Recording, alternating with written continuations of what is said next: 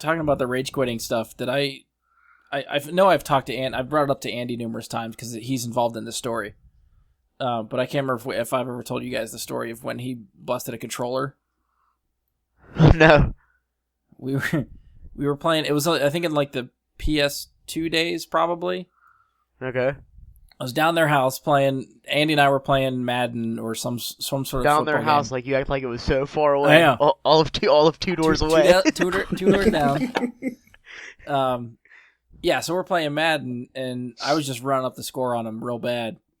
And it got to the point where he couldn't score. He kept turning the ball over. I kept just like doing Hail Mary passes just to throw it down the field. And I can't remember if it was a Hail Mary pass that my guy caught it and was just running down the field, or if it was an interception, like a pick six. But at some point, my guy had the ball, was just running to the end zone, and he sat there real quiet.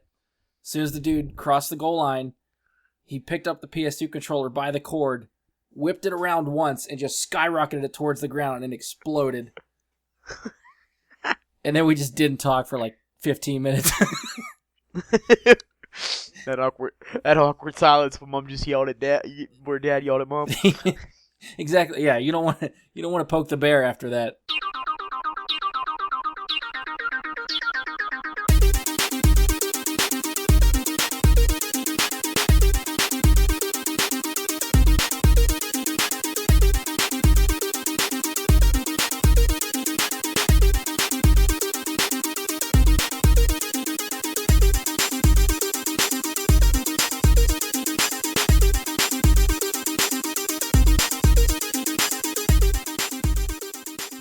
Hello and welcome to another episode of Brad Guy and Super Friends. I'm your host, Brian Lebick. Joining me for this episode is Mike Romano. Hi, everybody. And Mike Bradley. I was going to do Andy's intro, but I just let it go. Only Andy can do Andy's intro. I know, I didn't want to steal it. I didn't want to take his thunder. So I backed off. I'm a little disappointed no one did a Wakanda Forever. I was expecting that to come up. No. It's too late now. Yeah, we're past the point of no return. We're already in this. Yeah. All right, so if you haven't guessed, we put it off last week, and now it's time to finally get to it. We are going to give our thoughts on the latest film in the Marvel Cinematic Universe, which is Black Panther. So this movie is directed by Ryan Coogler. This is the 18th movie in the MCU. Jesus. This is the last one we're going to get before Avengers Infinity War, which Bradley brought to my attention today, that is moving up a week. Yeah. So it is now coming out April 27th instead of April or May 4th. So woohoo! I wonder if it had anything to do with Deadpool only being like 2 weeks behind it. I think it has to. Yep, they moved Deadpool into that slot, and it was going to screw with 2 Disney put-out movies. Because it was going to screw with Infinity War's third week, and it was going to screw with Solo's first week. And I would not be surprised if they moved Solo back because of it as well. Solo's not going to move. But I'd they say might it's half throw the it a reason. week back. No, I think it's there. They've been Star Wars have been trying to get that Memorial Day release date since they rebooted and brought all these movies back, and they keep pushing them to December. They're gonna leave it in May, guaranteed. I'll bet money on it. And I think it's half the reason that Deadpool is I think Deadpool's half the reason they're moving the date. I think the other half is that overseas they were going to get the movie on April 27th. That was the release date for internationals. What? So I think, one, it's probably to cut back on maybe like spoilers, just getting people that see it overseas a week early, what kind of stuff is going to get spoiled online, and 2, bootlegs. I'm sure they don't want that movie leaking ahead of release date in America. Mm-hmm. Got to get that. It's also that's just dumb to do, as well. Putting it out like a different date overseas and a week later bringing it here with a movie that big is just dumb. Something that huge. Yeah, it's ridiculous. It's not the first time they've done that. I think they did that with at least the Age of Ultron, maybe the first Avengers too. I don't know about the first Avengers. I feel like they did with Ultron. Yeah. Because I think all those Marvel movies, I think even Black Panther, I think released early over there and then came here a week later. Huh. That's just international markets are where they're making money, so they don't give a shit too much about domestic anymore. Well, that's true. A lot of these movies are making huge money internationally. Yeah. So. One, actually, before we get into review type stuff, I did try to gather some of these records that Black Panther keeps beating. There's So I'm lots gonna, of them. yeah, I did not make a list of all of them because there are a shit ton. I tried to just grab some ones that seem somewhat That's relevant. an actual unit of measure. Yeah, Shit ton. yeah, Yes. that's official. The Bright Guy Super Friends official measurement. So these are all, I think, domestic stats. I'll try to double check when I'm going through all these. So I'm just going to rattle down some of these that I think are kind of interesting. So it's got now the highest opening day in February, which it's 75.8 million. So this beat Deadpool's. Deadpool held the old record for best opening in February. They had What? 47 million. Wow. So they almost freaking doubled. No, that's Holy with Thursday, shit. though, too. And so's Deadpool, though. So, Yeah. Yeah, and that's the other record. Thursday night preview opening in February. They set the record at 25.2 million. Deadpool's was 12.7. So They isn't have there go ahead. Sorry, go ahead. I was going to say, isn't there a Thursday just overall record that they came very close to breaking or did break? I know there was one for somewhere. Where did I have it? Oh, it did set records for at least Marvel's highest grossing Monday, Tuesday, Wednesday, and Thursday movie. Okay. I know As far as like something. opening night preview for Thursday, that's the record right now. For the month of February. I don't know if it's all time, but the stat I that I want saw to was say for the all month of time. February. I think I saw was actually The Last Jedi. I think that one actually set the record for that Thursday night preview. Yeah, and Force breaking Awakens the had a Force lot of Awakens. records too. Yeah. And then I think this one was coming close, and they weren't sure if it was going to do it. And then I think it fell just short. But I think it beat Force Awakens, but not Jedi. I'd have to look, though. This also has, obviously, the best opening for an African-American director. F. Gary Gray was previously held the record, who was coming off Straight Outta Compton and then did Fate of the Furious. Fate of the Furious hit 98 million. I don't know if that's considered, I can't remember if that's opening weekend or opening night for that stat.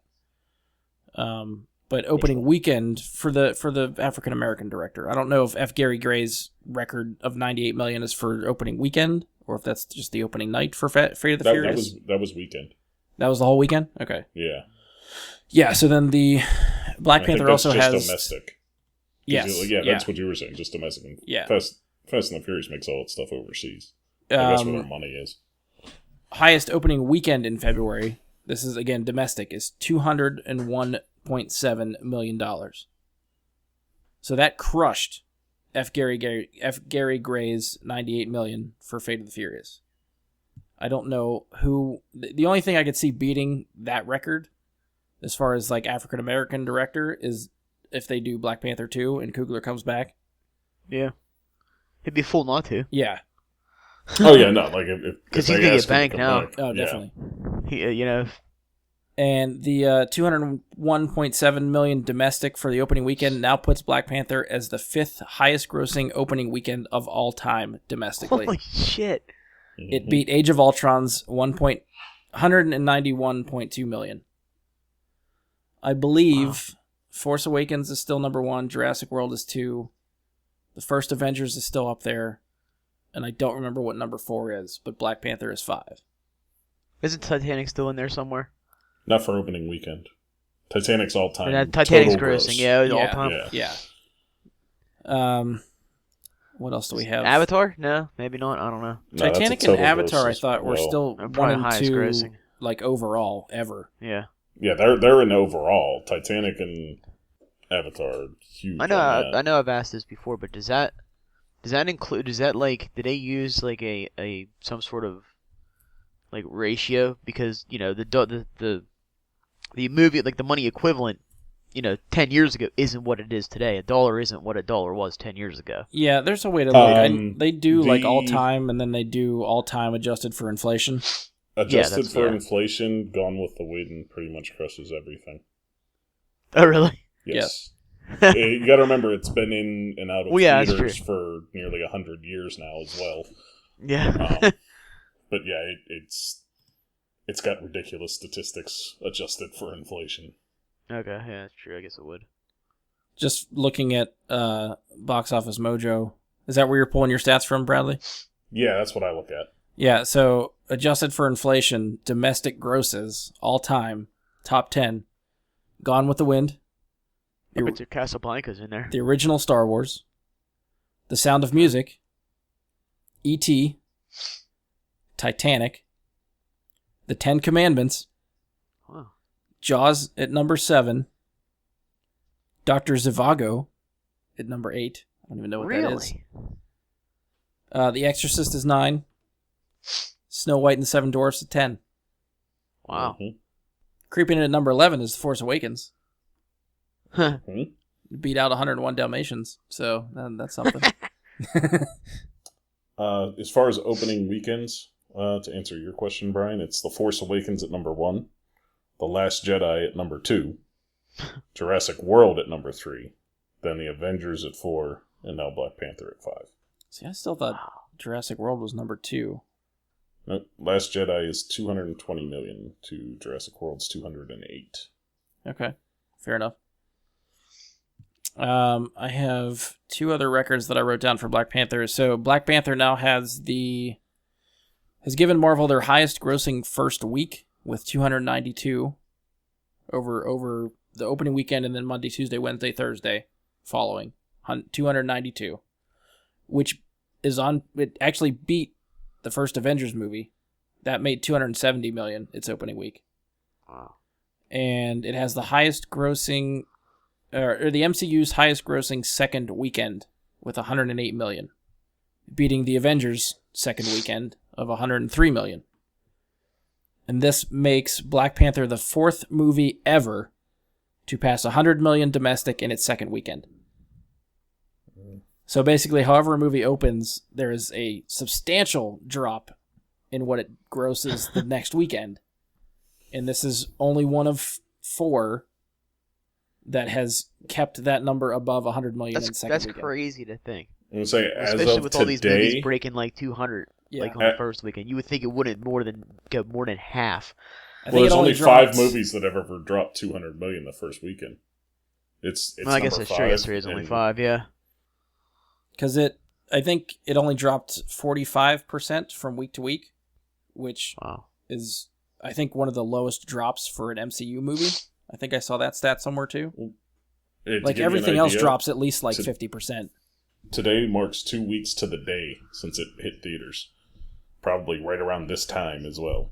Yeah. And it is currently total worldwide 763.4 million.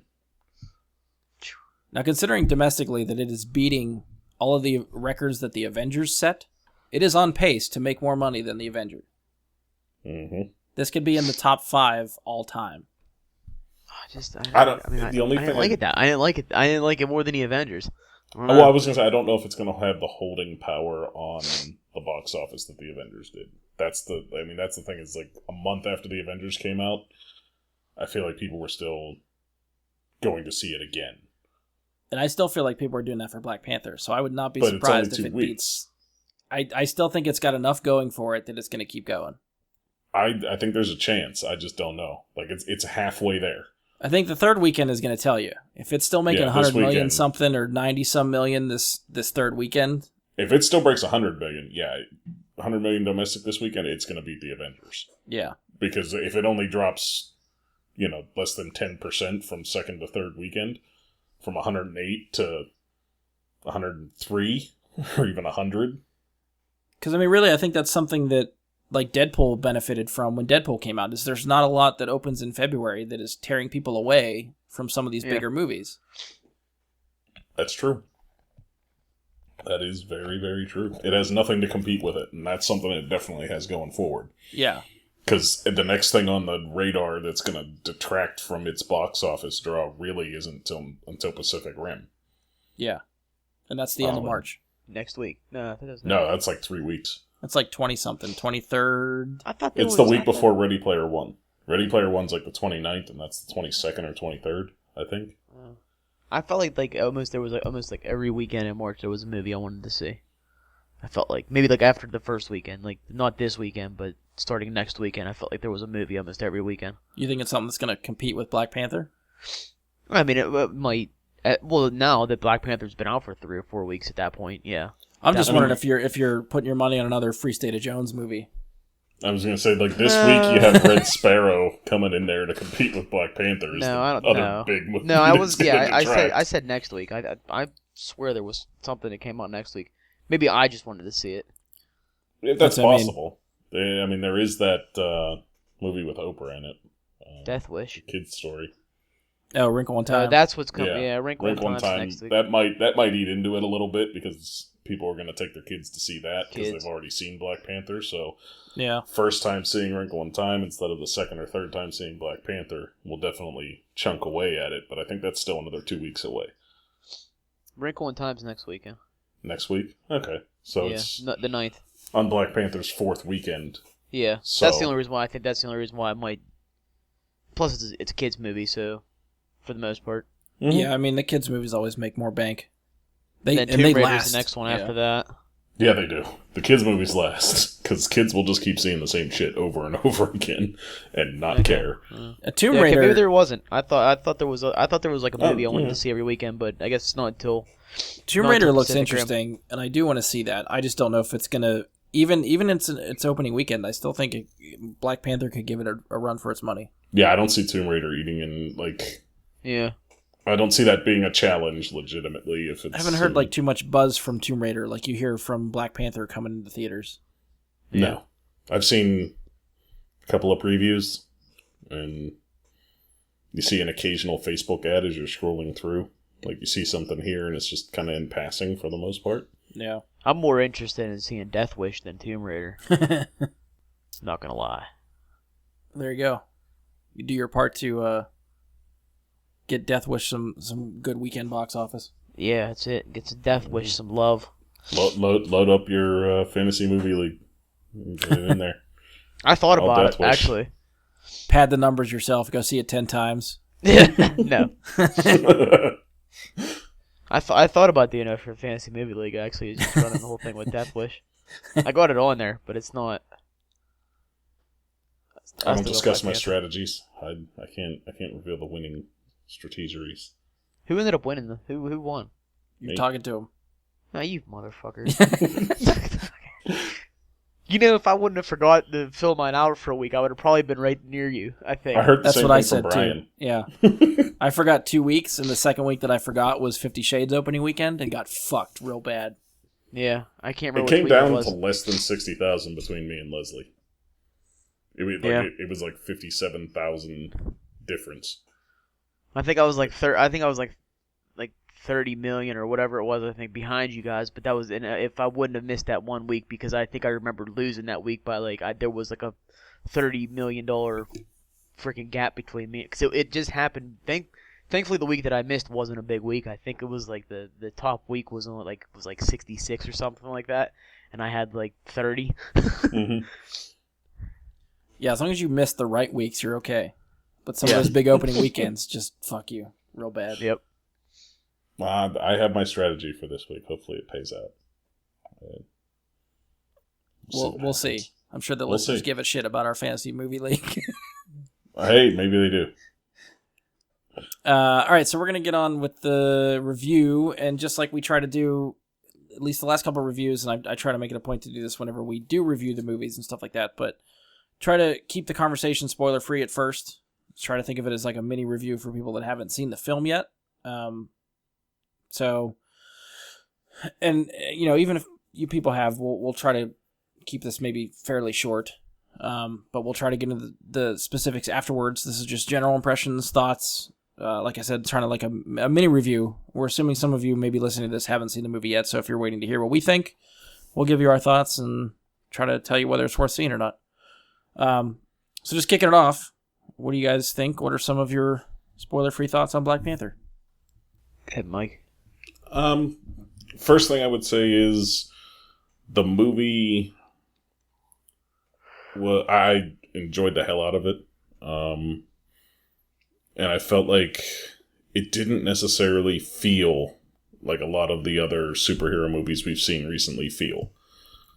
In that they all generally kind of follow a similar plot line, and I feel like this had a fresh kind of feeling to it that I wasn't really expecting.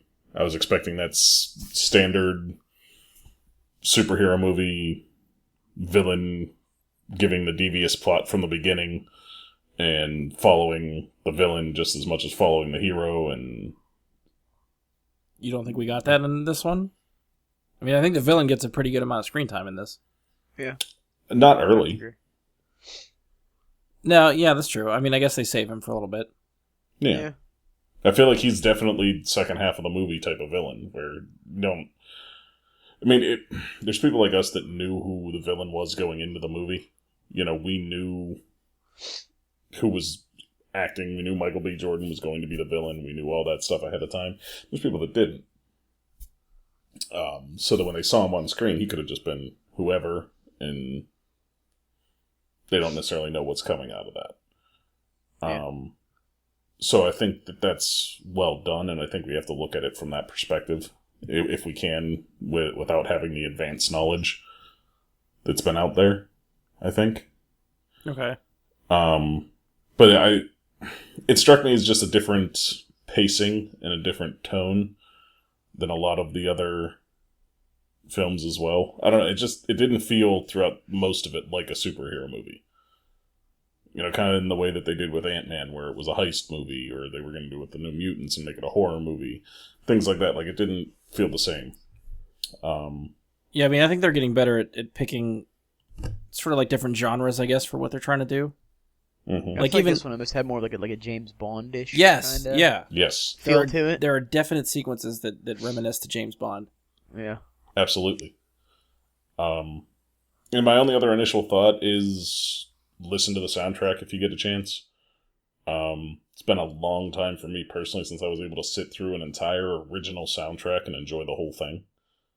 Okay. You know, like, sure, there's great soundtracks like Guardians and all that, but all this music was made for this movie, and it's all fantastic start to finish. So, can't say enough about that being a unique You're talking about thing. the Kendrick Lamar album? Well, it's not all Kendrick Lamar, but yes. But I mean, like, he produced it. Yeah. Yeah, that's what I'm talking about. Okay. Good music start to finish. So I'm going to say it's 13 or 14 tracks. And all of it is quality.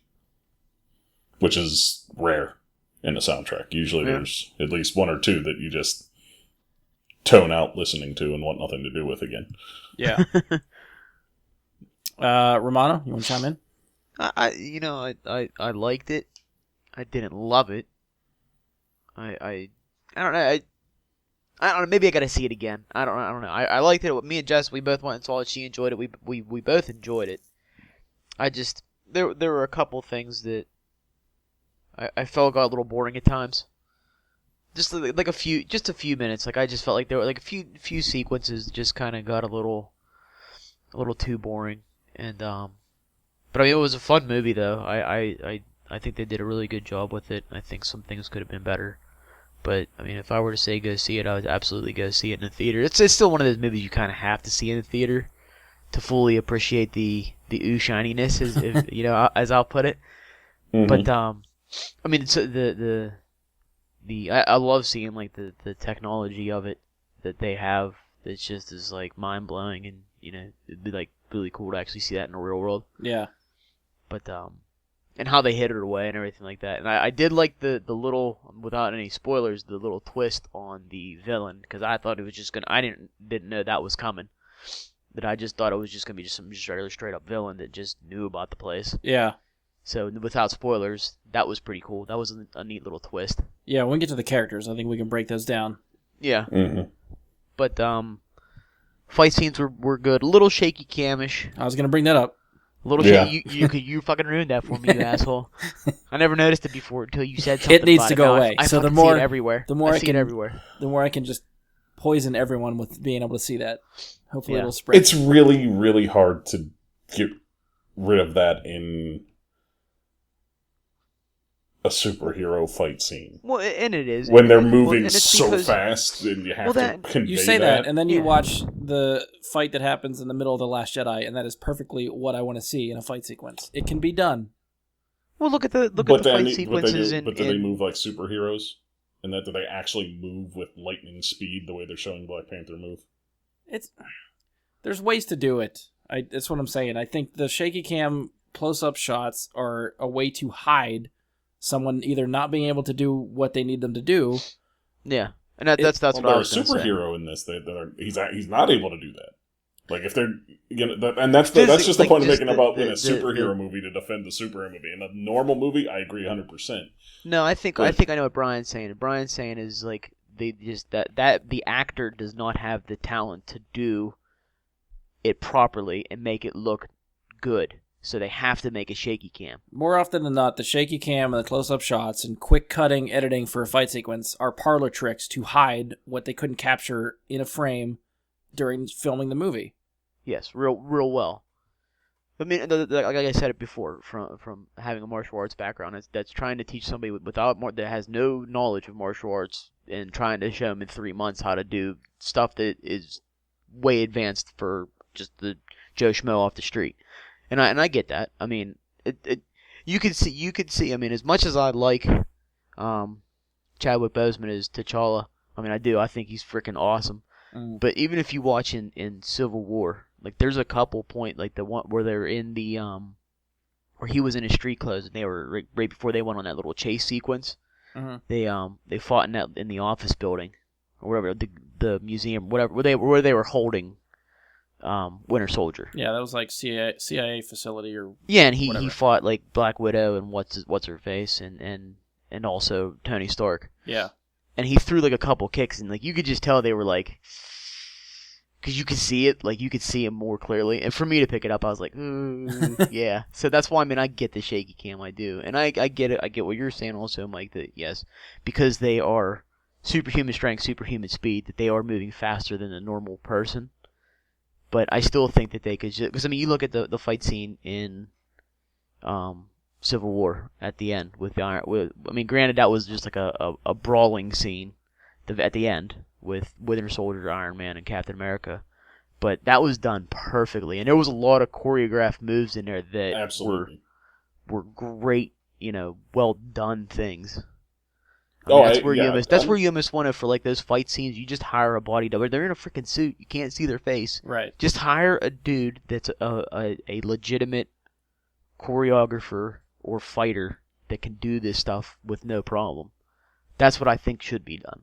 But yeah, in a Black Panther suit where you can't see his face, absolutely. Yeah. There's no reason not to have somebody that can do that there. I agree. Some little Chinese dude jumping around like a little fucking Mexican jumping bean. And I know that like the cuts and shaky cam and stuff like that tries to lend towards like the intensity of the fight. Yes. Yeah. And at that times they try and do that. Kind of get behind at some point too, but I don't know. It's that freaking some of those Bourne movies really turned me off from the fight sequences when Paul Greengrass came in and started directing. That's when it really stood out to me, and I've never been able to look away from it since then whenever it shows up in other movies. Yeah. Because if you watch, even in that movie, without spoilers, you watch Denai Guerrera's fight scenes. Mm-hmm. Her fight scenes were like legit, but she's also not superhuman strength, superhuman speed. She's just a very good fighter. Yeah. But she's also not a martial artist in real life, but she has talent, and she's been doing it longer and training longer because of The Walking Dead and using a sword and stuff like that. So she has several years of training, whereas Chadwick Boseman's only getting 3-6 months here and there now for the character. Yeah. So if you watch it, I don't feel like her fight scenes were shaky cam at all. Yeah, I'd have to. I'd have to watch again and pay. Yeah, I'd have to watch it again. It seemed more clear with her fighting, but again, also, she doesn't have superhuman strength and superhuman speed, so maybe they're Mm-hmm. I mean, I get both sides. I see both sides. One thing I will say that this surprised me. I didn't learn this about Chadwick Boseman until well after having watched it. Did you guys know that he's 40 years old? What? No. Yeah, he's actually 40. I thought he was like in his late 20s. And that's how they portray him in the movie. And you know what? Congratulations to him. Well done, sir, on looking like you're fucking 23, 24 years old when you're 40. I was shocked to learn that. I can sense you both wanting to look it up now and question me. A little bit, yeah. Yeah. But yeah, he actually is 40 years old. And IMDb. I think that that amazed me, learning that he's so able to pull He is off. 40. Jeez. Yeah. Yeah, I told you could check me if you wanted. I wouldn't lie about I did. I just had to know. I had to know. I don't know. It just kind of shocked me. And then and then you go and you look up Daniel Kaluuya, I think is how you say it. I don't know how to pronounce it properly, Who? but The dude from Get Out. yeah, Daniel Kaluuya. I don't know. You look up his age, and it's what you would expect it to be. You know, I mean, he's like early 20s, or mid 20s rather. Like, it's like, oh, okay, this is just weird then. But Yeah. but then I mean, you look at his IMDb, and it also makes sense when you see the stuff that Chadwick's been in before, and you're like, wow, that was a while ago that he was Jackie Robinson. Like, Yeah, that's Yeah. true. I guess that was. Yeah. That was a while. Because I bet you what that was probably about 2012, 13 maybe. It's I feel like- I don't know the I would have year, to guess. but Yeah. By the way, great movie. Yeah. If you haven't seen it, phenomenal movie. Gotta get past the whole racist tendencies, but that's what it's about. All right, so I'll just chime in with my, I guess, kind of 2 cents here. I think Black Panther as a movie is very beautiful to look at. It's very vibrant, I think, as far Yes. as colors, Uh-huh. which is another reason you should probably see it in a theater. mhm. I think the cast fucking killed it. I don't Yeah. think there's a bad performance in there. I would agree. Huh. And, you got to speak to what this movie's doing for African Americans and what it did for the cast and crew. And I had somebody at work asking me, like sort of like, what's the big deal with Black Panther? Like, oh, it's a African American superhero. It's like they did that with Blade. It's like, sure, yeah, Wesley Snipes was Blade in the late 90s, but this wasn't like an entire cast primarily of African Americans. The crew is African American. The director is African American. Like, this speaks to their culture, just like Wonder Woman was speaking to women last year. Yeah. And even this Absolutely. movie does excellent for women too. Yeah. Mhm. So yeah, that I feel like that just needed to be mentioned. I was on board with all that stuff. Well- I thought that stuff was done really, really well. And it's also that you have, the whole African American cast and crew on this film, and it's really the first time there's other movies that have been that, maybe not superhero movies, but there's been other movies that have done that, but nothing that's had this kind of success at the box office. Well, I Yeah. think too, This it's been like movie's having- more like indie movies, cheaper movies. No one's put $200 million behind a movie like this with this type of cast, right? Yeah. Not as far as I can think of. But I mean, whatever the case, so far it had one of the top 5 openings of all time. It's well on its way to being one of the top 10 earning movies of all time. That's a huge statement for a movie like this. Right. Yeah. And I think that's part of the reason I keep thinking it's going to last a lot longer than it might otherwise in the theater making money. Is I think the culture behind it is just going to support this movie. It very well could. We will see what happens with it. I think you're not wrong. That Avengers number is a big number. Yeah. I mean, Yeah. that's my only. Which it's kind of hesitation funny, and it probably speaks to this movie as well, is that the other 2 Marvel movies I feel like that has beat this one are the team-up movies. The Avengers 1 and Avengers 2. This is just a solo characters movie, Yeah. and it's Well, making this much it- money for there. I was gonna Marvel. say, it beat Age of Ultron in opening weekend, That's right. That's true. Yeah. Yeah. and I mean, you get the 3 big money movies from Marvel, which is the Avengers movies and Iron Man 3. But we're Yeah. going to be forgetting all If it about can this be- once Infinity Wars comes out. 'Cause Infinity Wars is going to decimate everything. I have a feeling. Yeah. All the records that aren't based on February or African American director cast related. Unfortunately, Infinity War is going to. Well, not yeah. unfortunately. It's going to decimate them. Yeah, it's Yeah. going to be a lot more Um, generally of just best of this, best of that, and- best of this. Yeah. And honestly, even at that, next year, Avengers 4, unless this Infinity War completely sucks, Avengers 4 next year is going to be even bigger Yeah, I just can't So- imagine it sucking because there's way, No. way too much hype behind it and way too much money behind this thing. Well, that's why it could suck, though. All the Yeah. expectations going Right. into this, and then you're just let down. This is true. Well, and I This is feel true. like this is going no matter what. Since this movie leads into Infinity War, I'll say, I no matter what, I think you're getting a Harry Potter and Deathly Hallows Part 1 feel to the ending of Avengers Infinity War. However this first one ends, I feel like it's going to be on a note that leaves you wanting. Yeah. Oh, yeah. They'd be And- stupid not to. Well, right, but also I don't think it's going to have like that solid conclusion of any sort. I think it's going to end on a down note. I think we're definitely getting an Empire Strikes Back type of feel to it of some sort. Like if somebody's going to die, it's going to be at the end of this one, and they're going to end it that way, and like leave you seething for a year at Thanos, waiting to see how the outset Build up that occurs. hatred a little bit more. Mm-hmm.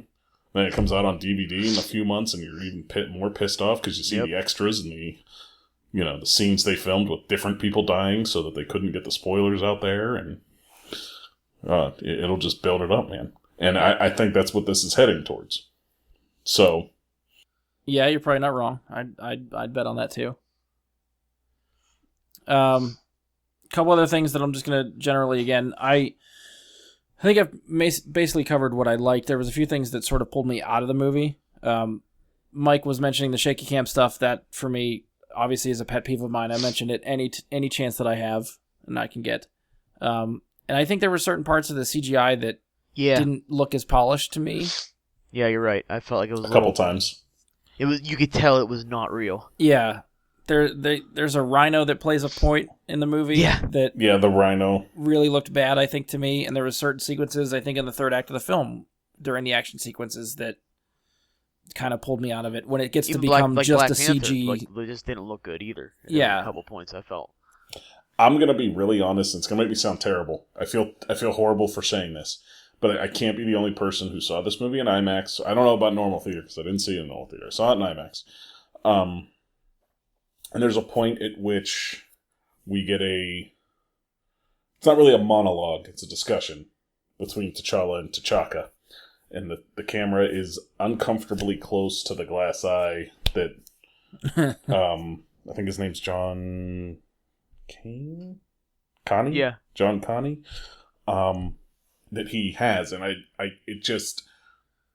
that drew me out of the moment because it was panned so close up on the glass eye in IMAX that it was just like, all right, I can only think about the glass eye right now. And it just, I honestly, I still don't necessarily remember what happened there. Because the whole time I'm thinking, like, why did they do this so close to that? Like, could they have done this slightly more to the left angle? Yeah. And I'd have been fine. I'm sorry for saying it that way. I'm a horrible person. I know it, but I'm just honest about it. So Yeah, sometimes those extreme close-ups are not good. Like, not when there's a glass eye involved. Yeah, I'd be They're lying if I definitely said bad. that did not distract me too. because I kept wondering. I was like, "What is?" I didn't know he did. I didn't see that you said that. I had no clue that he had a glass eye. I was just like, maybe I thought it was like thinking, oh, he must have had like a stroke or something, but he's fine. But you maybe were lost a little noticing bit it of- too when it was in a close-up. Yeah, I was. Yeah, I wasn't thinking about what was going on in the movie. I was more, and that's a shame that I should be focused on the movie and not what somebody looks like. But I Right. was curious. I mean, it's just I don't know. Well, for future reference, I've generally learned if it doesn't move at all when their other eye moves, it's a glass eye. Cool. If one moves independently of the other, it's not a lazy eye or a stroke, or it's just, One other thing that I think distracted me, and I spent way too much trying to think of the logistics of it, is the age that certain people get in a flashback sequence going Yes. from 1992 to 2016. Certain people look a lot older, I feel like, than they should. Yes. And I spent half the movie trying to wrap my brain around, like, what happens in 25 years that you look that old? You know what? Honestly, think about in 25 years, that's the difference between being 25 and 50. Yeah, True. but I don't know. I think maybe in the flashback sequence, I just thought people were younger than they actually were in that 92 sequence. But Yeah. I don't know. That was just Okay, something I that...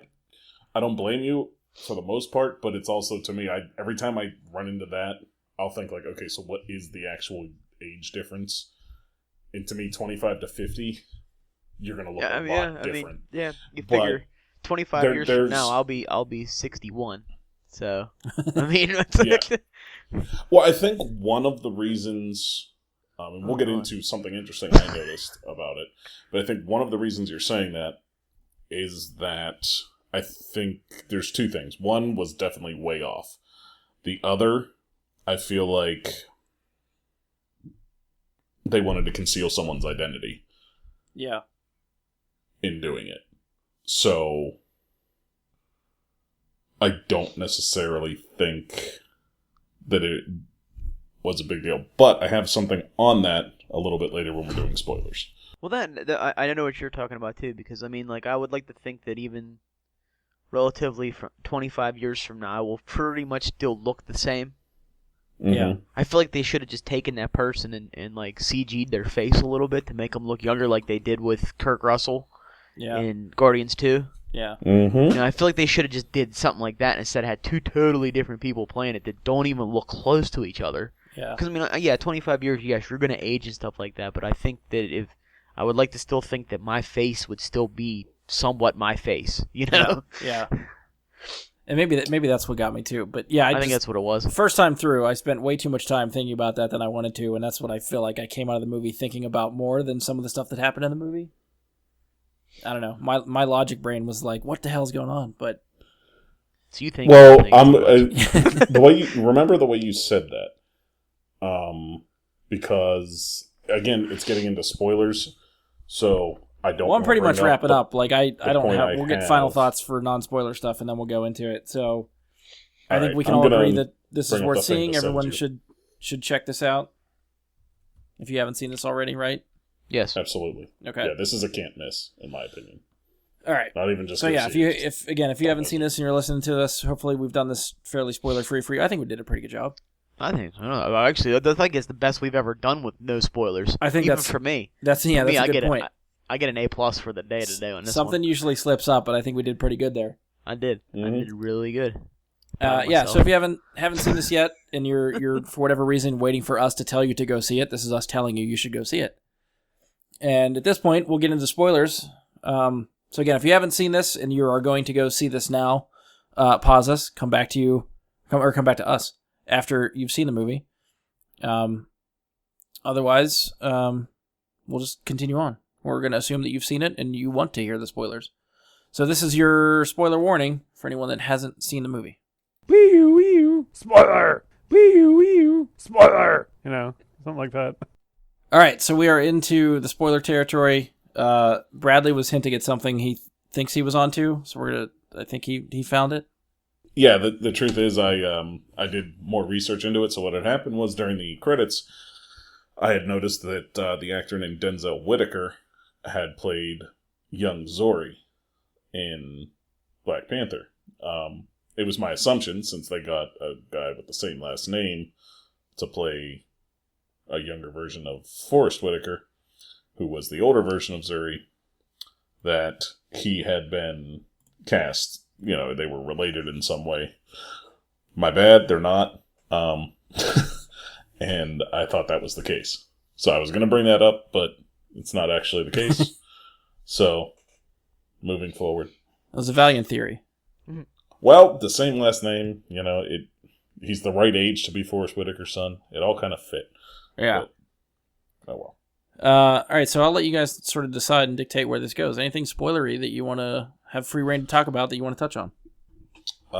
First thing I'll touch on is how convinced are we that the flower is the final and last Infinity Stone, the Soul Gem, is located and has something to do with it. It does allow T'Challa and anybody to commune with the souls of previous Black Panthers, previous ancestors. Oh, that's a good call. It has to be something like it can't be the flower. No, the obviously. Gone. Well, So the it has to flowers be are something flowers. They're all. It has to be growing the flowers. Well, they said it was like the meteorite Like Right. in the whole prelude thing, the meteorite Oh, that's right. You're right. hit in Africa, which was the vibranium, and then like spread to the soil, and that's where the flower came from. So what, you're thinking the In stone the could meteorite. be in the meteorite? Mm-hmm. It has to be at the heart of it. So my thought on that is also based on, we see in the trailer they're fighting in Wakanda. Why the hell else would they be fighting in Wakanda if they This is weren't true. invading and trying to take something from Wakanda? Otherwise, Yeah, I feel like Black Panther, Winter Soldier, and all that crew would go to wherever Thanos is, and presumably New York is what it looks like from the trailer. Yeah, one of the Fight questions in there. I was going to ask is if we because I know we talked about this on other episodes before, if we were still convinced that the last Infinity Stone is in Wakanda or just somewhere else. I guess, Mike, you're has still to be. sticking that it's in Wakanda. It has to be, because they wouldn't be playing up Wakanda this much before, if not. And the fact that they have all this tech because of an alien stone, or a meteorite, you know. Well, I've said this to Bradley too. I think when we've talked about it is, I think if suddenly the Wakandan society and tech is based on an Infinity Stone, I think you're taking away from that society's ingenuity. The fact that they can mold vibranium and build the city from vibranium, and they're just smart enough to do that, I think builds that society up better on a better foundation, instead of having this power of the stone, and then you take the stone away, and then it's like, well, what are we left with? Well, they still have the vibranium. I was going to say that the stone doesn't really do anything but create the Black Panther. The stone harvests the soil that creates the flower. The vibranium is just the casing. Byproduct. Yeah. Okay, but my argument to that is that... And they were still smart enough to figure out how to use all of this stuff, whereas other cultures may have never figured out what the hell to do with all of that. Okay. I think like the I don't think saying like we harnessed this amazing technology from this stuff that came from space is any different than we harnessed this amazing technology from this stuff that came with space that has a really powerful stone inside it. Well, I think what it's doing is the fact that it's like everything. Like, I think they might go the way of, because of the, you know, how people think sometimes. Like, some people think that, like, you know, everything has a soul. The earth has its own soul, all that junk. And if you take that, if the meteorite or it is in fact the soul stone, it amplifies everything. So basically, in my opinion, all it's doing is amplifying the iron ore, or whatever metal that was there, and making it into vibranium. And just like it amplifies the human when they take it. So I think that if they were going to go anyway, I think that would be the way it would have to go, and that the people were just smart enough to understand how to work with it, make it, use it, and harness it. Okay. My only argument for you guys is I think the color has to be different. What do you They've mean? already- Why, Oh, the color. is it the soul stone purple? Orange. Soul Stone is supposed to be orange, Oh. and since the Power Stone is already purple, I don't think they'd use purple again. Yeah, the Soul Stone is supposed to be orange, and they've stayed fairly true to the colors thus far. But I don't think we've seen the stone. Just because the flowers are purple, I don't think that means the stone has to be purple. See, I would Because think the it stone does. would be buried at the heart of whatever they're doing, and it's just enhancing perhaps a flower that was otherwise purple and making it into a super flower that is also still purple. Yeah. Yeah, I didn't. So I wasn't even thinking about the color of the stone. Because it's just a plant. You know what I mean? I get your reasoning, Bradley. I'm not buying it. Just me personally. Okay. I could, if they do it that way, I can't be like, oh, okay, I don't believe that, because you've explained it well enough that I'd be fine if they did it that way. I just don't think that's what they do. Okay, I'm convinced it's not on Earth. So, in your opinion, then why are they fighting in Wakanda? I just think the What's battle gonna be leads them their there. explanation? I'm sure. Well, we see him in New York. We see his arrival in New York. That's Thanos, but he still has other underlings that need to. Right. So are what I'm doing saying work is, for him. why is he sending his underlings to Wakanda? I don't know. Why Wakanda? I mean, I don't know the story, so I can't argue otherwise. Well, I'm just saying that, like, that's If the reason there's that no we're stone looking there, for the it only in thing I Wakanda could- is because he's sending something there for some reason. If there is no stone there, and maybe there isn't to begin with, but maybe the stone ends up there in the course of the movie. All right, fair enough. And if that's not the case, I'd even just say Thanos knows that these guys are a threat and wants them wiped off the board. Well, you know what? What Brian said though too is that could be a possibility if the stone they take it though, since like Wakanda's now come out as like this power nation, and they have all this advanced tech and stuff like that. Maybe that's the thought, is to take it there to protect it. Well, but let's also remember that Thanos, we're assuming he's going to arrive with the Power Stone. Because they're not shooting, as far as we know, any of this. Like, they might show him briefly destroying the Nova Corps and taking the Power Stone, but I don't think that we're going to get like a whole drawn out segment of the movie with him taking down the Nova Corps. Which I still want a fucking Nova movie. And the ether wound up in the vault again, didn't it? Which is now blown to shit. The ether was with the Collector, which we don't really know where that went, because, the Collector's vault blew up. So the ether is, as far as I'm concerned, unaccounted for. Right, so the ether is God knows where. Obviously, the Vision has his, we have Tesseract, and we have the Time Stone with Doctor Strange. Yes. Yeah. So, it's possible, perhaps in what Brian was saying, that the ether winds up in Wakanda. Or the Tesseract ends up in Wakanda. We know Loki has the Tesseract, but maybe at some point it ends up in Wakanda somehow. I just feel like that if they say a meteorite came from the heavens, that's so hard not to be a, I personally agree. I think that's where it's. It would be at. so hard to play against that. And I think the only reason why, he's in Thanos comes to New York is because that's where the Chitauri came through first. So maybe there's somehow he breaches through the original breach, or if he just shows up. To me, it looked like Loki opens the portal. Oh, is that what it was? See, I'm trying not to watch the trailer for this one actually. Sorry. That's okay. That's all right.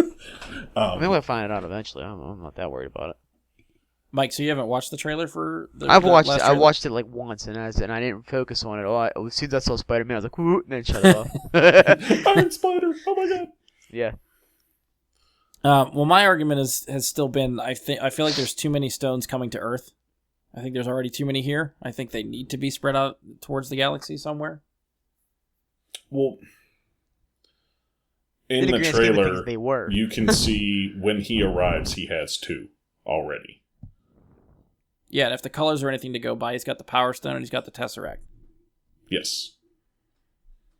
So, and he puts in the stone from Vision's head into it. Different color. Different color. The yellow one does not go in the glove. So that was the ether that he was putting into the glove? Because it was either orangish, reddish, yellow. Like, it was in that color spectrum somewhere. I think it was the Power Stone. You think it was purple? I think it was purple. It was the third stone going in, though. I thought that's what I was watching. There. It went into the third slot. Second, it went to the middle finger slot, but I didn't see anything by the thumb. If he had one by the thumb, I didn't see. Okay, fair enough. Now you're gonna make me want to watch the goddamn trailer again. And we're getting way off track from Black Panther. This is the Black Panther review. We are. I'll bring us back around to Black Panther, and I'll say we'll have to, because I guarantee you we're gonna do like a pre-Avengers podcast to try to get our theories and predictions out there. Yeah. So we'll try to save some of this for then. Yeah, because I'm sure we're gonna get another trailer at some point. Oh, definitely. Yeah. That's coming. I would assume at the end of the month. I'd say about a month out, they're gonna put out. With Ready Player One would be great. Yeah. I see Pacific Rim maybe. Or that. Yeah. Because they're both going to be big, but I think Pacific Rim's going to do better at box office than Ready Player One. No, I think Ready Player One will because it's more nostalgic than people wanting to go see giant robots fighting. That's it is, but it's also giant robots fighting. Yeah, but considering the first Pacific Rim did not do very well domestically. Yes. That's true, but they're not people just, might not know. They're not just playing to the domestic crowd. Well, no, they're not. So China will eat that movie up. Oh yeah. Yes. China and Japan, Asia will love that movie. Anyways, that shit. Gojira. As far as Black Panther goes, There was a few things that surprised me. I was pleasantly surprised by Michael B. Jordan. I had personally voiced my opinion several times previously, worrying that he could ruin the film and that he had been given such a prominent role because I'd never really cared for him much as an actor. I was pleasantly surprised that he was very good. I feel like they kept him one-dimensional enough for most of it that he was limited in his ability to screw it up. Okay. I don't feel like that's a glowing review for Michael B. Jordan. Well, no, I'm just giving an honest opinion. I feel like he did great in what they let him do. Would he have screwed it up if they let him do more? I'm not confident in that dude. So, maybe. Did you see Creed? Mm-hmm. You didn't like Creed? I liked Creed, but wasn't a big fan of him. Interesting. Huh. Alright, I don't want to get too far into the Creed idea, but I feel like Sylvester Stallone kind of put him on his back and pulled him through that a good bit. I won't deny that. I mean, it was definitely Sylvester Stallone's probably one of his finest movies he's done, acting-wise, I feel like. But that's way off topic. But that said, I've never been thoroughly impressed by Michael B. Jordan. And giving him a huge role like that, I was worried. It was foolish to be so worried. He did great. I was absolutely shocked that they didn't use his name. And I think that's why they got away with it. M'Baku, the chief or leader of the mountain people. Yeah. I don't know if you guys are aware of this, but in the comic books, his name... Gorilla, isn't he? He's Manape. Manape, yeah. And I feel like I feel like there's a very real reason they did not call him Manape at all in this. Racist. They still had him hoot, and his entire tribe hoot like apes. And I thought that was surprising that he was willing to take that chance. You know what I mean? As a director, because the last thing you would want to do... Yeah, that's what Jess and I actually talked about that, too. That we were surprised that nobody really bitched about that. Well, it's because he did it right. Yeah. He didn't make it where they were unintelligent, hooting apes. Yeah. They did it to intimidate you, and then they talked like intelligent people when they needed to. So... And then they laughed it off afterwards, too. Yes. Almost played it off like a joke. Mm-hmm. And I think that was important. Well, I told you what Jess did to me. As they were doing that, she thought they were saying who. And she just leans over to me, she goes, "Let the dogs out." And I lost it in the middle of the movie theater. Oh, jeez. Now we'll never be able to see that sequence the same again. They were in the middle, and it was like, I don't even remember what it was. I think it was when they first arrived at the very final battle. Or something. I can't remember what it was, but it was like a serious moment, and it was like a culminating epic moment, and she just leans over to me, she goes, "Let the dogs out." Oh my god. I'm like, I hate you.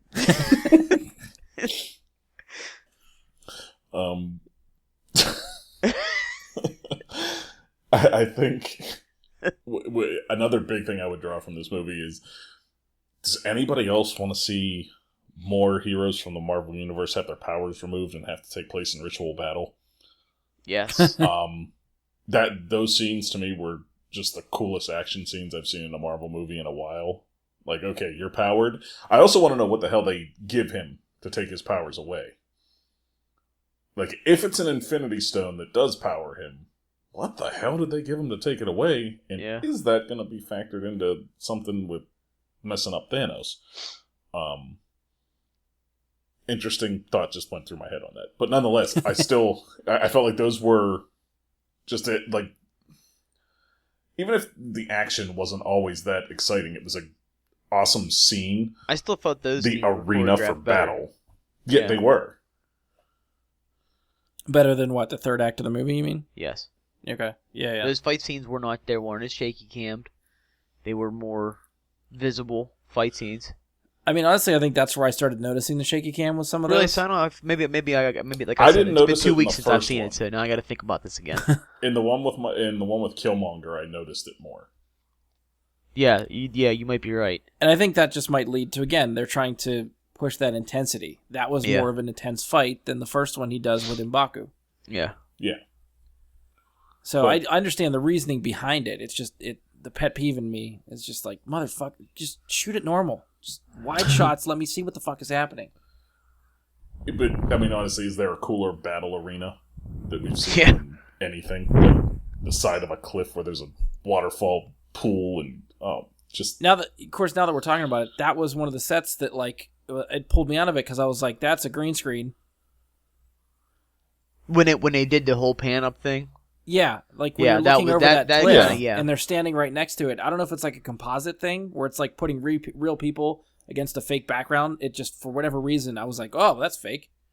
That And part definitely looked bad, but when it was down low, just like the base level of it all, Yeah. that was cool. Yes. Yeah, I'll give you that. yeah. Yeah, because as soon as I saw that when they did that whole pan up and you see like all these people standing on that cliff, I'm like, yeah, that's not real at all. No, I mean, I knew it wasn't real from the beginning. Yeah, You know what I mean? it They're is a panning around superhero like movie. the whole area, It is and I'm a like, superhero movie. But I mean, Well, no, I less mean, like, that way, let's see. and to me, it was facing the other direction. Like when they're looking over the cliff, like where he would fall off. yeah. It was that side that was whenever they were shooting. You're talking that when he direction. has M'Baku like gripped up in his legs, and they're both kind of hanging off the cliff a little bit. Yeah, I can't remember if it was that one specifically or if it was more with the fight with Killmonger. But yeah, whenever they're looking at that cliff edge where the waterfall goes over, and you see the gap in between, and then you see the other area behind them, that whole side, it's basically like you can tell the green screen starts right where the waterfall is. And just looking at that angle really, really screwed with me. And as soon as I can start seeing where stuff is fake, it completely pulls me out of what I'm seeing, and then I get distracted. I agree. When I notice it, that happens, but I think I was too dumbstruck in those moments by how cool the scene looked as a whole. And that's fair. Maybe I'm Well, just because focusing I'm on the more wrong watching shit. like what's going on than not what's around them. You know? Yeah, and that might just be me personally just looking around at the screen and other shit, and then I You're get... gonna fucking ruin it for me again. You're gonna ruin shit for me again. You ruined shaky cam for me. Now you're gonna ruin green screen for me. I just made you aware of a shitty camera technique. That's all I did. They didn't hide it as well as they could have. That's all. Yes. Yeah. So, I've talked I totally a lot. threw I'll you let off. I guys don't know go what ahead. we were talking Yeah, about. I don't know. I'm lost. Romano, you were talking about Killmonger in like a twist. Do you want to elaborate on that? The fact that he ended up being that, I kind of expected it, but I didn't expect it at the same time. That he ended up being the dude's son, Mhm. and he actually was from Wakanda, Yeah. and he knew about Wakanda. So that was kind of I didn't when seeing the previews and stuff like that, you would never have thought that. You would have just thought he was just some treasure hunting bad guy that just heard of Wakanda because of Claw. That was the other disappointment. I'm really pissed they fucking killed off Claw. He was a standout character for me. Yes. Like It's Andy Serkis. When is he not? Like, he was. I mean, that's a shitty thing because like he's like such a key villain to Black Panther. Yeah. Yeah, he's like one of Black Panther's main antagonists. Like I just feel like you wasted a perfectly great villain. And he was having so much fun in Yeah. this movie. Yeah. mhm. I couldn't help but laugh at just some of the shit. The whole mixtape Maybe he thing. won't be dead. That Maybe he'll come mixtape back. joke. Yeah. Maybe he won't be dead for real, and he'll come back. I don't know. He was pretty dead. Yeah, I know. Yeah. Shut up. They've I brought mean, other people back to life. I don't know. It's a superhero movie. You never know. That's true. They bring the them back. superheroes back. I don't know if they bring the villains back. The Hey, supervillains. another funny thing I noticed that was in the credits. They actually had to credit "What Is Love."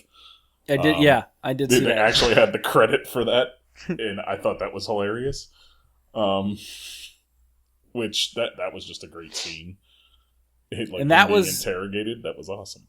That was a lot of the, at least partly, between the whole gadgetry of Wakanda and Shuri with the uniforms and all the tech, but the whole casino sequence was definite James Bond for me. Yeah. Oh, Even yeah. the And kind of Shuri the was car definitely chase cute. was too. Yeah, Sure. Or like a Mission Impossible kind of theme. Like kind of either or. It could go either way.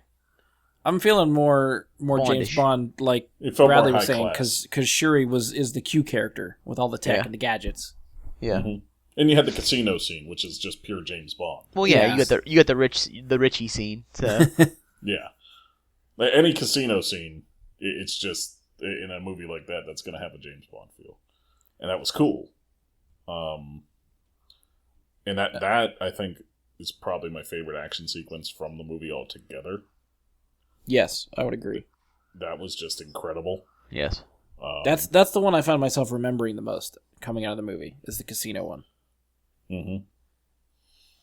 I did have one issue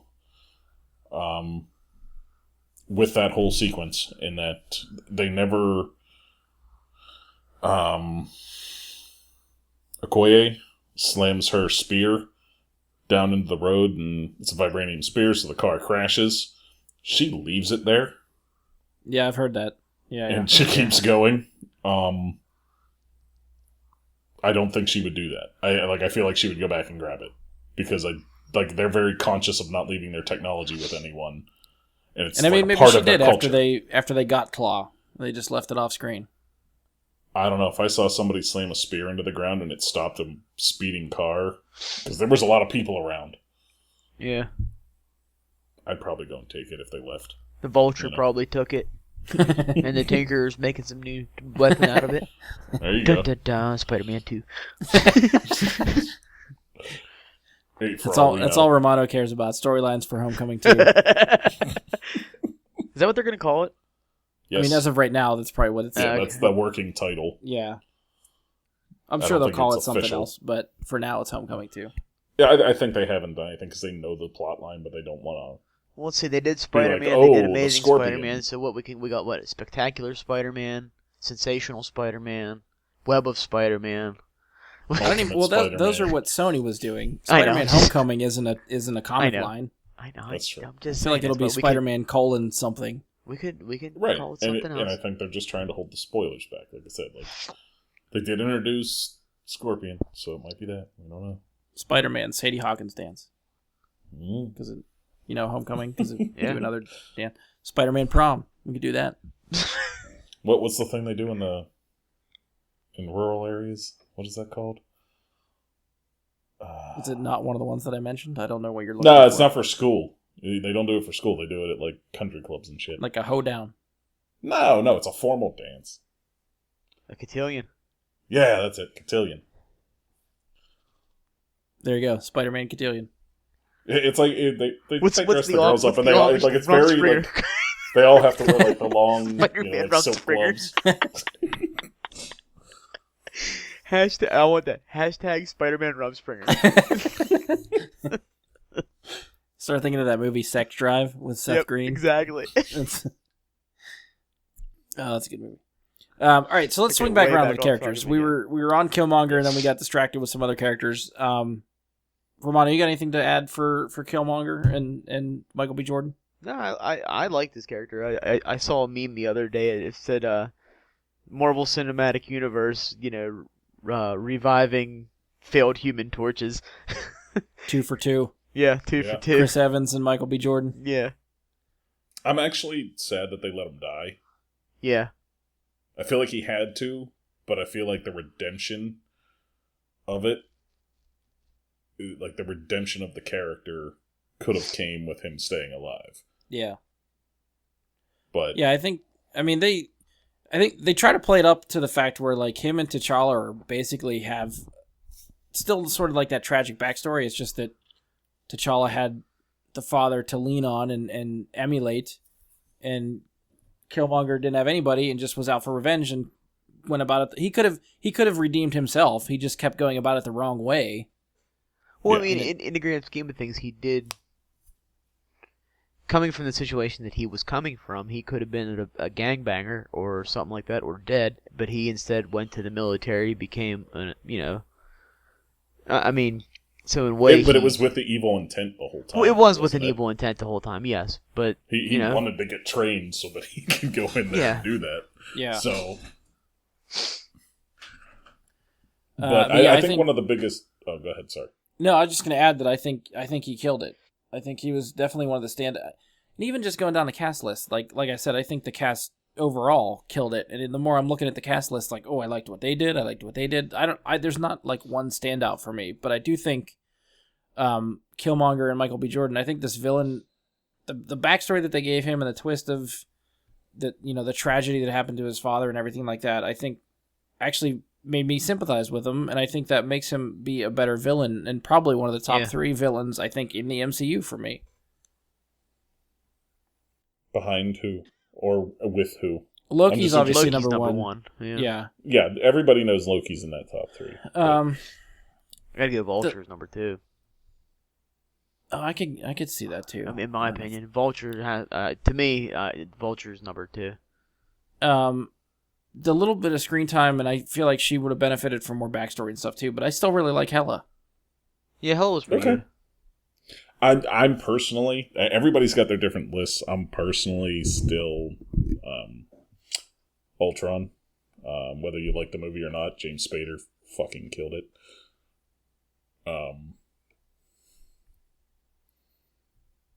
Just from my own personal perspective. Yeah.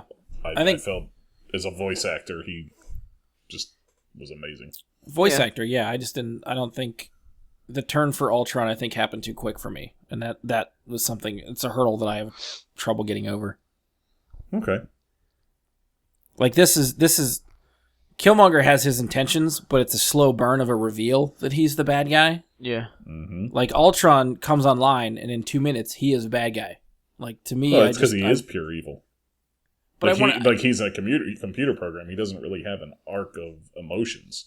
Yeah, I don't know. I still wanted to see, I don't know, I guess a build to that. And the fact that just, in that movie, that it happened so quick, and then I don't know. To me, that's a fault of the storytelling, but that's me.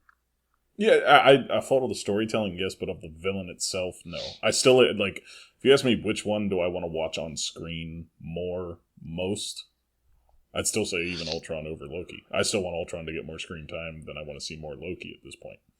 Yeah. And that could be due to, we've got, 4 movies now with Loki, so. Well, you've had a love of Ultron before that. You have an Ultron statue, don't you? Yes. So you're a little biased. Perhaps. You're calling me out on this stuff that the viewers aren't supposed to know this shit. I just gotta make it clear where you're coming from here. Okay, that's fair. As long as we're calling Mike out on the Vulture thing, that's fair. I think we made mention, even beforehand, that Chadwick Boseman in T'Challa as Black Panther fucking killed it still. Oh, yeah. I mean, I loved him, and he was one of my favorite parts of Civil War. Yeah. I agree. So he stepped right out of that and kept the character going. Definitely felt maybe a little bit more calm and collected and regal in this movie. Well, since he's not out for revenge. And he had to be the king. So I think he definitely played that well. Well, he tried to emulate what his father wanted him to be. Right, yeah. So there's a point to the way he's portraying the character, which completely works for the story. Mm-hmm. You guys had mentioned Okoye. I don't know how to say her name. Denai Guerrera. Denai Guerrera. Yeah. Okay. Yeah, I'll let you guys do it. Michonne. Let's just call her Michonne. That's how people have. I've had more people ask me, "Oh, how's Michonne in the movie?" And I'm like, "I don't watch Walking Dead. I don't know who you're talking about." Has she made you want to maybe watch it? She was a badass in the movie. It doesn't make me want to be like, "Oh, okay, let's watch Walking Dead now." She's a badass in Walking Dead too. He still if anything, can't deal with the horror aspect, man. It's all the blood and guts. That's my hang-up. But if I really want to, I'd just watch Black Panther over and over again and see her kick ass. It's fair. Because I think she commands, playing that general role, she commands some people. Oh, yeah, absolutely. Awesome. Absolutely. She's a very, very strong female lead. I'd love to see her in her own movie, to be honest with you. What are the name of the I can't think of what the name of the bodyguards for him are. I know they have a specific name for that group. You mean her soldiers? Yeah. Yeah, well, the bodyguards to the king. Or to the royal family, I should say. Yeah. The elite bodyguards. I can't remember. I would have to look it up. Yeah. All right, well, you can get back to me on that one. We'll move on. Who else we got? Okay, that's my job. My personal favorite character, Letitia Wright as Shuri, just killed it. Oh, yeah, she was funny. She was like, yeah. She's like almost the chick version of Tony Stark, but not as arrogant. Yeah. That's not terribly far off because every scene she was in, it was like, oh, this is going to be a fun scene. Yeah. I don't know, she made the movie 10 times better. I think you have anybody else play that role, or you don't have that role in the movie, and I'm just maybe half. So is anyone? Watching it. And even Lupita Nyong'o's character was great too. I thought. Yeah. Mm-hmm. I was actually kind of excited to see her get to like throw down a little bit too. Yeah. I feel like she handled that pretty well. They are the Dora Milaje. That's it. Yes. Dora the Explorers? What? Before we get into Lupita Nyong'o, I want to talk about Shuri just for a little bit, because there was a theory that I caught online from some people. I don't know if you guys have heard this, so I'm going to run it by you and see what you think. Sure. In the comics, there is a black female character named Riri who has taken up the mantle of Iron Man and been called Ironheart. Yes. In this film, they've introduced, like you guys were saying, a very tech-savvy young black woman who is quippy and very fun, a la Tony Stark. Could they frame it in the MCU as like Riri being Tony Stark's nickname for Shuri? Could Shuri replace Tony Stark as Iron Man? Do you think they're thinking that far ahead? That's pretty cool. Interesting. That's a great theory. Point. I haven't this is the first I've heard the theory. So I like it. Considering that she becomes that Shuri is definitely a character people walk out of this movie talking about as being a highlight. And because, like you guys were saying, she has that sort of quippy, fun personality like Tony Stark. If they weren't thinking about it, they might be thinking about it now. Yeah. I would say if they weren't before, they're definitely thinking about it now.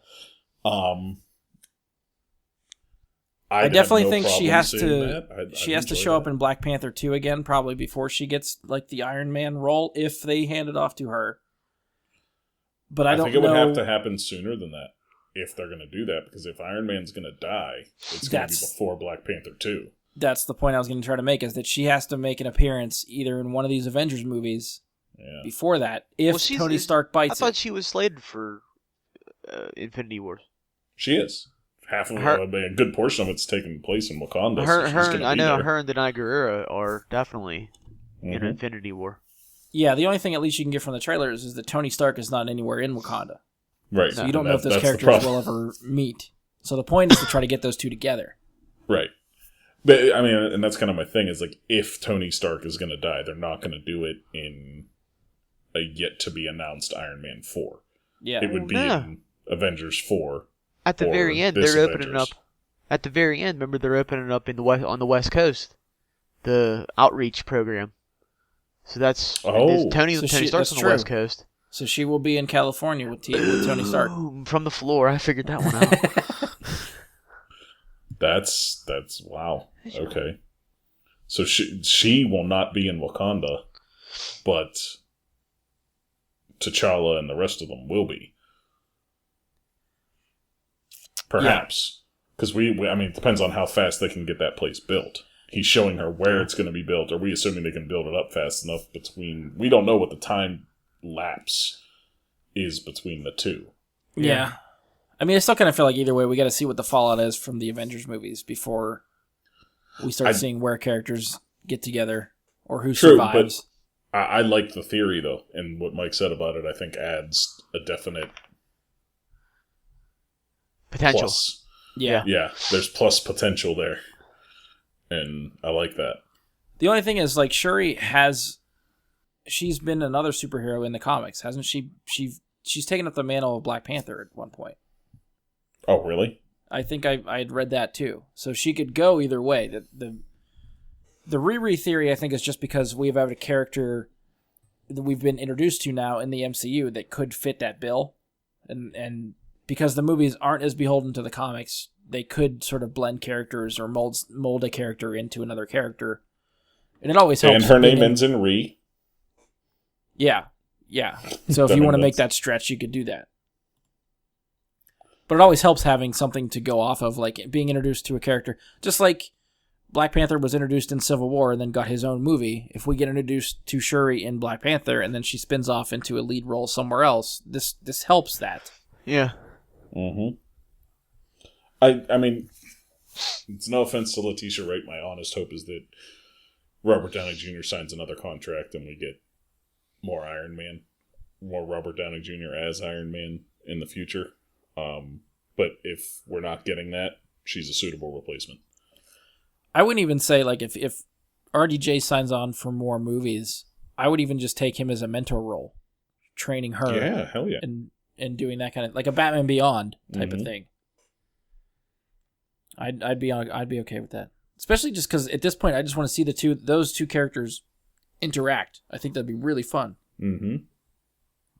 I mean, I guess it's a given as well at this point that she's making a fresh arm for Bucky. Yeah. I mean, I'd say that's a given, and that she's going to make another shield for Cap, given the way T'Challa in the trailer, says, "Oh, and get this man a shield." So, I think the other thing she's done too is to get the conditioning out of Bucky's head. Yes. That's a good point. So I think those trigger words He's free. aren't going to do what they used to. Yeah. That's why I think when he comes out of that tent, he seems very calm and collected. I think his mind has been freed. Yeah, he's very monk-like. He's now Bucky Barnes and not the Winter Soldier. Yeah. Captain America. Where do we spin off of? We were talking about Lupita Nyong'o. Yeah. Nakia. So what do we think about Nakia? another character that I enjoyed. I thought... Yeah, I mean, like you said, there wasn't a weak character at all. Yeah. In that entire movie. Yeah. I think she played well off of Chadwick Boseman and the romance. Yeah. And she has that... She acted it well enough that you could see her being his queen. Yeah, I mean, as I think we talked about before the show, Black Panther was married to Storm at one time, and he's actually been married to a few other characters. And it seems like they kind of jump him around a bit because they don't know what to do with his love interest in the comics. But I feel like that could be a very good role for her in the future for Black Panther 2 and all beyond. For the record, Bradley, you stole my joke. I was going to ask, now that the Fox deal is happening, if you thought a storm was coming for their relationship. I get it. Andy's not here. I gotta do the puns on behalf of Andy. He's not here. That would actually be really cool to create a conflict between the two of them in the future.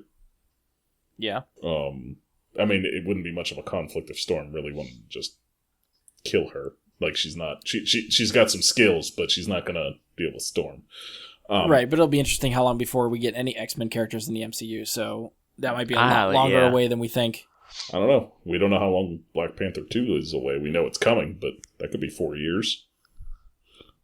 5 years. I doubt not with the success it's having right now. Yeah, that's true too. They're gonna feed off that shit. I bet you by 2020.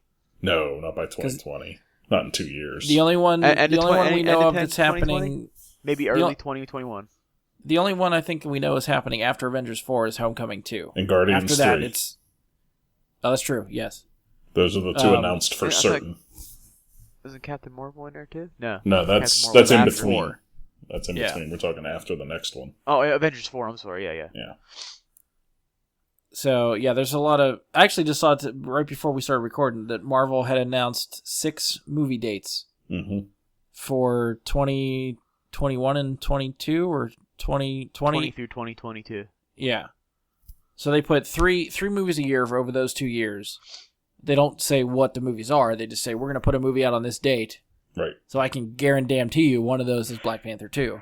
I would agree with that. And I agree with Romano. I think it'll be a lot sooner rather than later. So I wouldn't be surprised if one of those first 2 dates is Black Panther 2. Yeah. I mean, that could still be 3.5 years, though. Yeah, it's true. Yeah, I mean, we could have the X-Men rights at least 100% with Disney by then, and they could be starting to write those characters in. So I doubt that by the...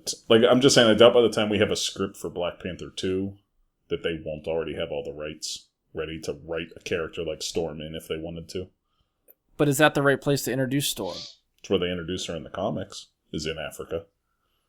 And Professor X brings her back from Africa to the Xavier Institute. This is very true.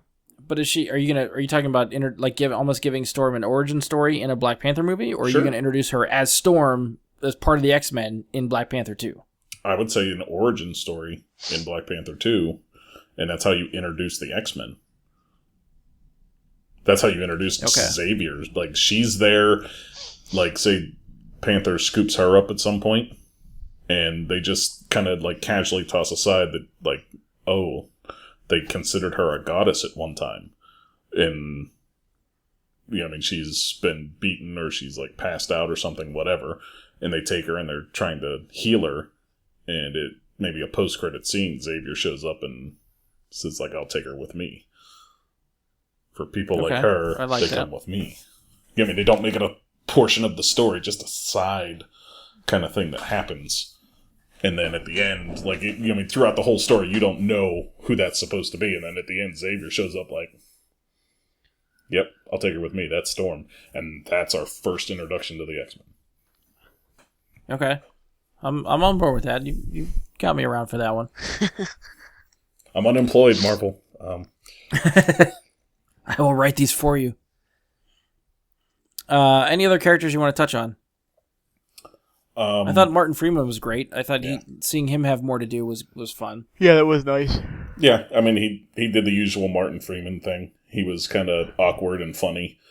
And at the same time, is kind of being a little bit of a dick for a while, and then he turns out to be an okay guy in the end of it. Which is kind of the Martin Freeman thing. He's a little bit of a heroic badass, too, with flying the thing when even though he was facing certain doom. Mm-hmm. Or from where he was. From his VR set. Yeah, he definitely went from corporate weenie type, like, you know what I mean, like the desk job type, to, like, holy crap, he's got it in him at the end there. Yeah. And he's got the right stuff. all the all the tech that they use. I think that all the effects for the tech and stuff I thought was great. Like those sand holograms and stuff. That stuff was fucking cool. Mm-hmm. All the advancements Shuri did for the suits, I thought was awesome. What else? Even just like you're talking about the remote control cars, all that shit was awesome. I don't know, yeah, fucking sweet. I will talk about the one character that did bother me that I felt like the acting I've had no problem with. Daniel Kaluuya, his character's name was Wakabi. He was the guy that was looking for. That wanted Claw dead. Yeah, he so badly wanted Claw dead. I feel like he was way too easily turned to take sides against his own wife and against T'Challa when Killmonger showed up. I feel like that was way too easy. Right? Well, they don't necessarily say they're married, but they're in love. You know, like him and Okoye. I thought they said they were married. I thought they said that they were married. I thought I heard wife or something. Yeah. But so he takes up arms against his wife and his former king and seemingly one of his closest friends way too easily over one incident where it's like, damn, this dude got away the first time I had him captured for a little bit. And he doesn't even give T'Challa a chance to explain, like, that's the dude that broke him out of our, like, custody and you're taking his side. Like, he doesn't, like, you know what I mean? But So he killed Claw and brought him there as a, I don't know. It just offering. Yeah, it was just way too easy to turn that dude. And yeah, I could see that. I don't know. I don't really have a defense for that either. Mm-mm. That was my only problem with it was that. Like, the whole movie, that's the biggest flaw I could find. And he still acted the role fantastic. Like, he still was great in acting the role. It just, that one part of that character just bugged the shit out of me when I was watching it. What did you guys think of finally being able to see Wakanda in all its glory? That was pretty cool. Yeah, it was pretty. They put it together very well. Absolutely love the look in the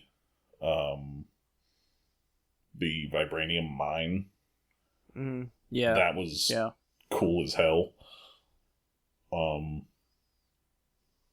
don't know, just kind of all of it. Like, I like the guy that you were just talking about, how he turned against his wife and everything like that. I liked how their cloaks or whatever the hell that they wore kind of turned into shields. That technology was pretty cool. Yeah, secret shield. I like it. Yeah, this came out of like a scarf. That'd be pretty handy in a zombie fight or something. Always gotta come back to zombies.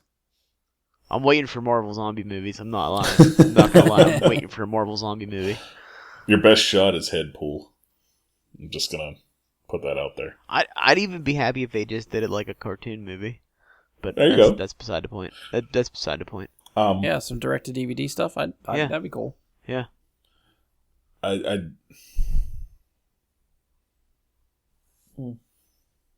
Yeah. I don't know if I have anything else that I really feel like... some of the other notes I had, I think we already touched on. We mentioned, like, I'm sad to see Andy Serkis go. I thought Claw was awesome. Yeah. He was having so much fun. I'd love to just see him pop up and have fun somewhere else. Well, the thing with Andy Serkis is he's never truly out of the loop here.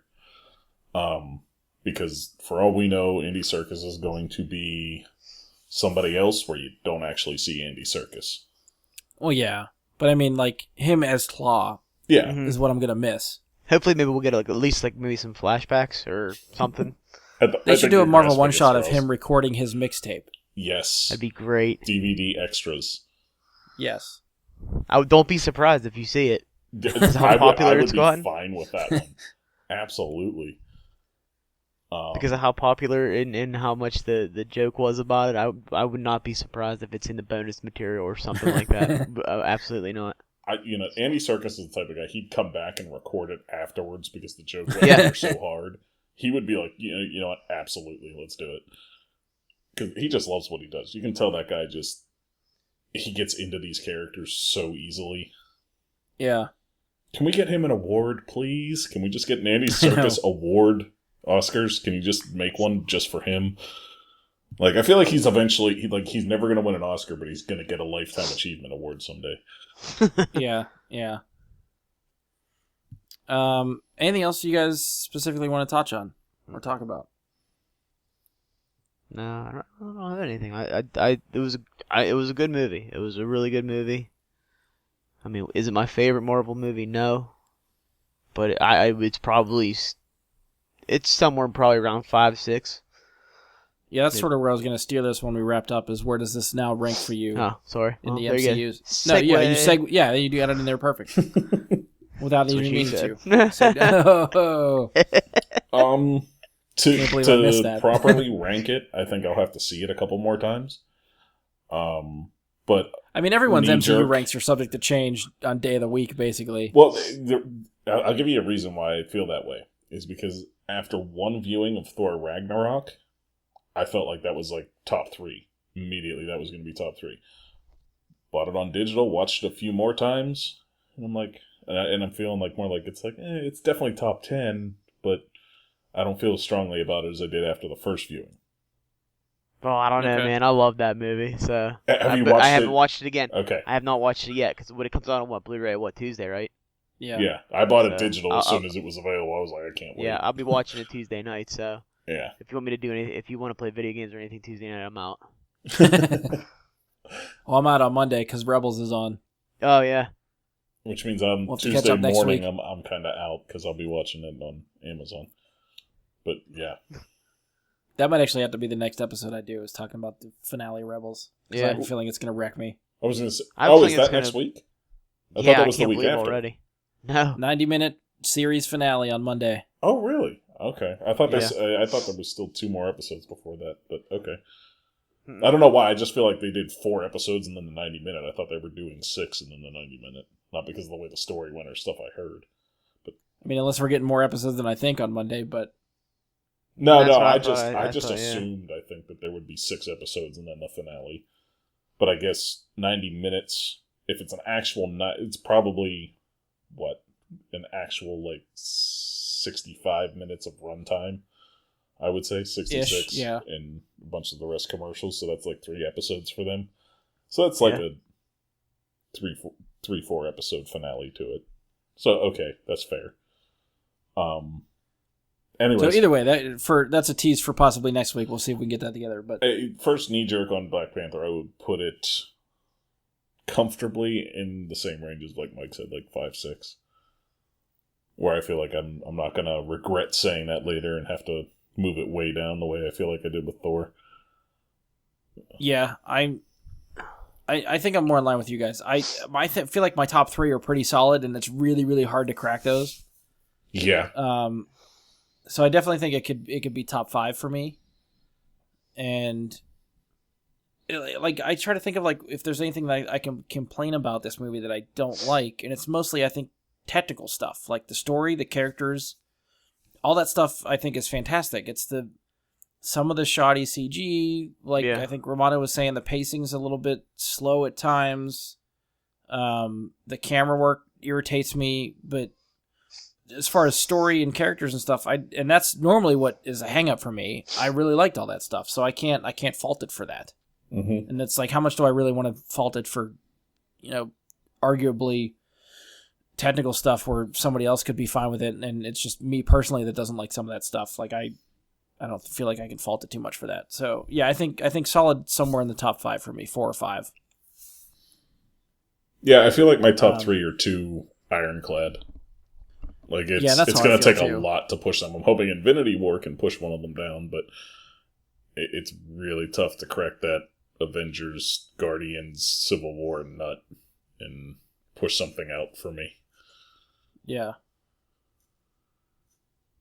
Yeah, now I'm trying to think like, no, you know what? That'll I'm just going to start talking about my top 3, but it's like, no, that'll sidetrack us some more. Maybe we could save that for the Infinity War prelude if we try to schedule something for that. All right, so we know sort of where it ranks in the MCU. Is it worth giving it like a rating out of 10? Do we want to go as far as trying to rate it? And then we'll end with that. All right. I'll say 9.25. I'd go 9.25. Where just a few things detract from it, but all around, I enjoyed the hell out of it. So can't say much bad. Romano, where you at? Do you have to think about it? Come back to you? I would put it somewhere in the 8.5 range. Okay. I mean, it's been 2 weeks since I've seen it now, and maybe I just need to see it again. Yeah, that's probably. I should probably preface that too. I think I'm with you guys. I've only seen it once. I do think it deserves to be seen again, and I normally like to do that before I pin reviews and really try to dig into stuff. Is I try to see the ones that I really want to see twice before I really form an opinion. So anything I'm saying now is definitely subject to change after the second viewing. I guess I'm maybe a little bit in between you guys. I'm definitely gonna say probably around a 9 for me out of 10. And I'm with you, Romano. I definitely think I need to see it again before I come up with a solid rating. But after the first viewing, it's still one that I'm thinking about a couple weeks later. So I definitely think it deserves a higher rating. Yeah, I was gonna see it again today, honestly, but then I got stuck reading the book, and I didn't want to drop the book to go see the movie. So it was like, all right, I'm just gonna read. Yeah. Well, you're prepping for another movie we'll talk about at some point in another month. You know what? You can call it prep work, sure. Well, this is as close to a job as I actually have, so why not? Yeah, sure. Yeah, for anyone that is, I think we talked about it before we started recording, but Bradley's getting into Ready Player One, so we have that to look forward to the end of March. All right. Any other quick final thoughts? Otherwise, we'll wrap it up and call it a night. Wakanda forever. Oh yeah, there you go. Save it for the end. There you go. All right. So if you've enjoyed the show, please stop by iTunes. You can leave us a 5-star rating and review. Be sure to share, subscribe, favorite the show wherever you can listen to us at. As always, you can find us on Facebook. Search Bry Guy and Super Friends, or go to facebook.com/Bry Guy Super Friends. And you can send us questions, comments, topic suggestions, any of that stuff there. Or you can email us, bryguysuperfriends@gmail.com. Or you can tweet us at BGSuperFriends on Twitter. All of those will work. As I said, hopefully we'll see if we can get something together for Rebels maybe next week, since that ends, I guess, by the time this comes up, since this will go up on Monday. That's the night Rebels ends. Which that's a shame. The last couple weeks have already wrecked me like each week. Dude. In different different times. So I'm fully expecting this finale to just have me weeping into my pillow. These 4 episodes have been incredible, and I'm still not sure that we're... I don't know if I've been as pushed as the season 2 finale, when it's like Ahsoka and Anakin. I don't know if I've been as pushed emotionally as I have with that, but I also had 6 more seasons of involvement in Ahsoka and more Anakin. weight there. Yeah. At that point. So, but oh my goodness, so far incredible. Yeah, Dave Filoni is a mastermind, and I really, really want to see what he's involved in after Rebels. Whether it's another animated show, if they're finally going to let that guy direct, but I am on board for whatever he does next in the Star Wars universe. I really hope they let him do something with the Old Republic. That's what I've been wanting. Everything that I've seen, I want some Old Republic. Yeah, that would be cool. I think that era's... Netflix picked something up. I thought they said Netflix picked up the Old Republic.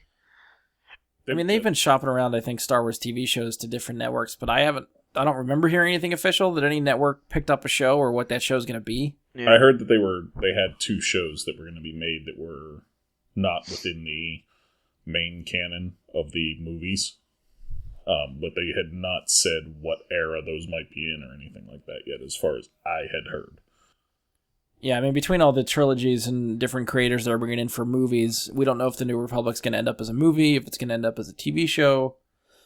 I mean, at this point, we'll take whatever we can get, but I feel like it's sooner or later, probably sooner rather than later. I feel like it has to be showing up somewhere. Mm-hmm. So, all right, see, we talked 2 minutes about Star Wars. We're already getting sidetracked on stuff, so be prepared for any other Star Wars episodes we have planned. All right, so on behalf of Mike, and myself, thank you for listening, and we will talk to you guys next time. Bye.